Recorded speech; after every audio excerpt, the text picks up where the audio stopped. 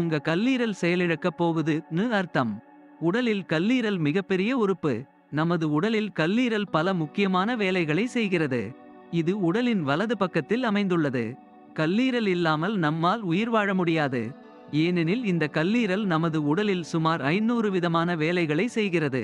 முக்கியமாக கல்லீரலானது நாம் உண்ணும் உணவுகளில் உள்ள நல்லது, கெட்டதை பிரித்தெடுத்து, கெட்டதை உடலிலிருந்து வெளியேற்றுகிறது. மேலும் கல்லீரலானது உணவுகளை செரிக்கும் பித்த நீரை உற்பத்தி செய்கிறது. மேலும் இது உடலில் உள்ள கழிவுகள் மற்றும் நச்சுகளை வெளியேற்றும் முக்கிய பணியை செய்கிறது. முக்கியமாக கல்லீரல் நாம் உண்ணும் உணவை நமது உடலுக்கு வேண்டியவாறு மாற்றித் தருகிறது.